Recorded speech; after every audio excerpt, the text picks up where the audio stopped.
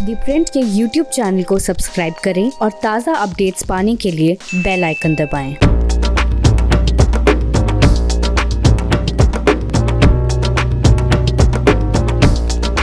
तो कर्नाटक की राजनीति में इस समय सबकी दिलचस्पी इस बात में है कि येदियुरप्पा रहेंगे या जाएंगे। और ये कयास के दौर तब से शुरू हुए हैं जब येदियुरप्पा जो कर्नाटक के मुख्यमंत्री हैं, उन्होंने दिल्ली का दौरा किया। प्रधानमंत्री नरेंद्र मोदी से लेकर अमित शाह, राजनाथ सिंह, सबसे उन्होंने मुलाकात की। हालांकि मुलाकात के बाद उन्होंने ये दोहराया कि वो मुख्यमंत्री बने रहेंगे और सेंट्रल हाईकमान ने उन्हें कहा है कि कर्नाटक में किस तरह से बीजेपी 2023 में जीते, इसके लिए वो मेहनत करें। लेकिन कई ऐसे संकेत मिले। उसके बाद बेंगलुरु लौटने के बाद येदियुरप्पा ने विधायक दल की बैठक बुलाई 26 जुलाई को, जो कि 26 जुलाई उनके कार्यकाल के 2 साल पूरे होते हैं। और उसके बाद ये माना गया कि बीजेपी हाईकमान ने उन्हें संदेश दिया है कि जो यंग लीडरशिप है उसको मौका देने के लिए और सत्ता का ट्रांजिशन जो है वो येदियुरप्पा जल्दी से जल्दी कर दें। लेकिन फिलहाल ऐसा होता नहीं दिख रहा। वो क्यों नहीं दिख रहा?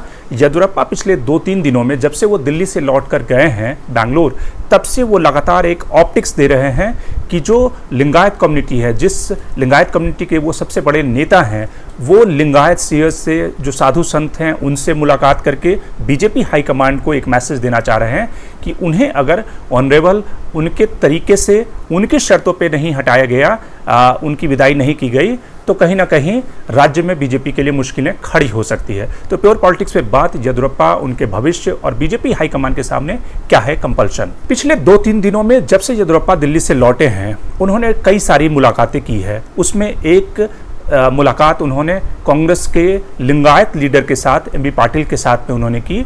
उसके बाद जो दूसरे एक लिंगायत महासभा के नेता हैं, उनके साथ में उन्होंने एक जिसको कहते हैं स्नैकिंग की, स्नैक्स उनके साथ खाया, उनके साथ मेल मुलाकात, उनके साथ बातें हुई।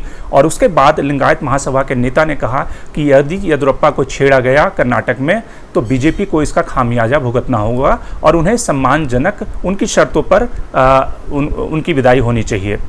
लिंगायतों के ढेर सारे जो एक तरह से साधु संत हैं, उनकी एक तस्वीरें आई जिसमें कि येदियुरप्पा उन सारे साधु संतों से, जिसमें कि 2 दर्जन से ज़्यादा साधु संत लिंगायत मठ के मठाधीश थे, जिन्होंने येदियुरप्पा से मुलाकात की। और उन सब ने भी ये कहा कि बीजेपी येदियुरप्पा को कंटिन्यू करे और येदियुरप्पा को अगर हटाया गया तो बीजेपी का जो बढ़िया बिस्तर है कर्नाटक में वो बंद हो जाएगा। अब सवाल है कि इसके मायने क्या हैं? क्या येदियुरप्पा अपने मसल फ्लेक्स कर रहे हैं या फिर वो केंद्रीय हाई कमान को ये दिखा रहे हैं कि अगर उन्हें छेड़ा गया, अगर उन्हें हटाने की कोशिश हुई और या फिर अगर उनकी शर्तें माने बिना उन्हें हटाने की कोशिश हुई तो बीजेपी को कर्नाटक में खामियाजा उठाना पड़ सकता है। या फिर 26 तारीख को जो ये भी खबरें आई कि जो विधायक दल की बैठक बुलाई गई थी उसको टाल दिया गया है और 25 तारीख को वो सारे एमएलए के साथ डिनर पे मिलेंगे, क्योंकि 26 तारीख को येदियुरप्पा अपने कार्यकाल के 2 साल पूरे कर रहे हैं। तो क्या बीजेपी हाईकमान येदियुरप्पा को चेंज करके नए नेता, जिसमें के ढेर सारे नाम हैं, जिसमें प्रहलाद जोशी से लेकर BL संतोष और इसके अलावा येदियुरप्पा की पसंद के बोम्मई, ये सारे नाम हैं कि जिसको बीजेपी हाईकमान येदियुरप्पा की जगह पर अपॉइंट कर सकता है। लेकिन मामला इतना आसान नहीं है। सबसे पहले हम ये जानने की कोशिश करते हैं कि आखिर येदियुरप्पा फैक्टर है क्या कर्नाटक की राजनीति में।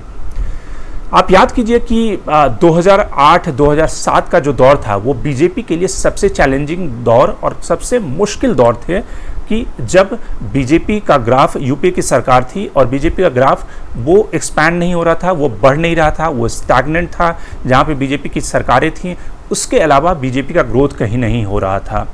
लेकिन और ख़ास करके ऐसे समय में जब साउथ में, दक्षिण भारत में बीजेपी का फुटप्रिंट बहुत ही लिमिटेड है, केरल से उठाकर आंध्र प्रदेश, तमिलनाडु, जहाँ पे सालों से बीजेपी मेहनत कर रही है, लेकिन बीजेपी अपना एक्सपेंशन नहीं कर पाई है। लेकिन उन दक्षिण के राज्यों में कर्नाटक एक ऐसा राज्य निकला जहाँ पर बीजेपी की तरफ से बीजेपी के नेता येदियुरप्पा ने पहली बार सरकार बनाई कर्नाटक में, वो भी बीजेपी की सरकार दक्षिण के राज्य में। बीजेपी नॉर्थ इंडिया की पार्टी मानी जाती थी और नॉर्थ इंडिया उत्तर भारत में बीजेपी का कई राज्यों में बहुत अच्छा पुराना बेस है, जिसमें मध्य प्रदेश, राजस्थान, बिहार, यूपी, इन सारे राज्यों में कई राज्यों में बीजेपी की सरकारें थी उस समय भी। लेकिन दक्षिण के राज्य में जहां बीजेपी कई सालों से मेहनत कर रही है, वहां पे सरकार बनाना और अपने बूते बनाना एक बहुत ही बड़ी रिमार्केबल बात मानी गई बीजेपी की हिस्ट्री, बीजेपी के एक्सपेंशन के इतिहास में। येदियुरप्पा फिर उन्होंने सरकार बनाई, उसके बाद फिर उनकी करियर में ट्रैवल आया। जो अनंत कुमार थे, उनके राइवल नेता, वो पसंद नहीं करते थे येदियुरप्पा को, और चूंकि वो लाल कृष्ण आडवाणी के करीबी थे तो उन्होंने ढेर सारी दिल्ली में बैठकर चालें चली और उसके बाद येदियुरप्पा को पार्टी छोड़कर जाना पड़ा। लेकिन येदियुरप्पा ने कसम खाई कि फिर वो अलग पार्टी बनाकर बीजेपी को नुकसान पहुंचाएंगे। और 2013 का जो चुनाव हुआ, विधानसभा चुनाव, उसमें कांग्रेस वहां पे सत्ता में आ गई और बीजेपी को नुकसान उठाना पड़ा। लेकिन जब प्रधानमंत्री नरेंद्र मोदी जब दिल्ली का कैंपेन लीड कर रहे थे तो उन्होंने समझा कि अगर दक्षिण भारत से अगर उन्हें लोकसभा की सीटें निकालनी है तो उसके लिए ज़रूरी है कि येदियुरप्पा का साथ होना। तो इसलिए उन्होंने येदियुरप्पा को मनाया और पार्टी में दोबारा से उन्हें शामिल कराया। तो येदियुरप्पा फैक्टर आज की तारीख में कर्नाटक की राजनीति में, चूंकि लिंगायत 17% उनकी आबादी है कर्नाटक की जनसंख्या में, और याद कीजिए कि जो कांग्रेस की सरकार थी, कांग्रेस की सरकार में कई सारे ऐसे हैवी वेट लिंगायत लीडर रहे हैं, और ख़ास करके उसमें से जे.एच. पटेल जो एक ज़माने में मुख्यमंत्री थे, उनकी सरकार और कांग्रेस से लिंगायतों का मोहभंग तब शुरू हुआ जब वीरेंद्र पाटिल की सरकार को राजीव गांधी जो ने 1990 में डिसमिस कर दिया। दिल्ली से एक चिट्ठी गई और उसमें वीरेंद्र पाटिल को हटाने का निर्देश हुआ। उसके बाद से लिंगायतों ने कांग्रेस पे भरोसा करना छोड़ दिया और उसके बाद जो उस समय 179 सीटें कांग्रेस ने जीती थी, वो सीटें घटकर 35 और 40 के बीच में हो गई, क्योंकि लिंगायतों ने कांग्रेस का साथ छोड़ दिया और लिंगायत बीजेपी के साथ हो लिए। बीजेपी जो 4% वोट शेयर पाती थी वो 17% पे पहुंच गई और उसके बाद फिर धीरे धीरे बीजेपी सत्ता की दहलीज पे 2008 में पहली बार आई और तब से बीजेपी उस राज्य में एक प्रोमिनेंट पॉलिटिकल फोर्स है और इस समय बीजेपी की सरकार है। तो अगर बीजेपी हाईकमान के सामने सबसे बड़ी मुश्किल ये है कि अगर येदियुरप्पा को सम्मानजनक तरीके से नहीं हटाया जाता, सम्मानजनक तरीके का मतलब क्या है? उस तरीके का ये मतलब है कि या तो येदियुरप्पा को और दिनों की मोहलत दी जाए, उन्हें अपना टर्म पूरा करने दिया जाए, या फिर उनके जो बेटे जो कि वहाँ की राजनीति में एक तरह से उनके वारिस हैं, उनको कहीं ना कहीं या तो राज्य बीजेपी का अध्यक्ष बनाया जाए या फिर उन्हें केंद्रीय कैबिनेट में जगह दी जाए। ये सब ऐसी शर्तें हैं जो येदियुरप्पा की सम्मानजनक विदाई के लिए ज़रूरी हैं। अगर उसके पहले येदियुरप्पा को हटा दिया जाता है, जिसको कहते हैं फोर्स्ड एग्जिट, जो बीजेपी हाईकमान नहीं चाहेगा, क्योंकि येदियुरप्पा के साथ लिंगायतों का एक सेंटिमेंट जुड़ा है और जैसे कई सारे लिंगायत नेता इस समय येदियुरप्पा के साथ खड़े हैं और वो मैसेज देने की कोशिश कर रहे हैं कि यदि येदियुरप्पा को डिस्टर्ब किया गया तो लिंगायत बीजेपी का साथ छोड़ देंगे, और अगर लिंगायत बीजेपी का साथ छोड़ देते हैं तो निश्चित रूप से बीजेपी का दक्षिण भारत के राज्य में जहां पे बीजेपी की सरकार है, वो सरकार जा सकती है और 2 साल के बाद विधानसभा चुनाव होने हैं, तो वो सिंपैथी वेव येदियुरप्पा के साथ चली जाएगी अगर उन्हें फोर्स्ड एग्जिट किया गया, उन्हें अगर हटाया गया बिना उनकी सहमति के।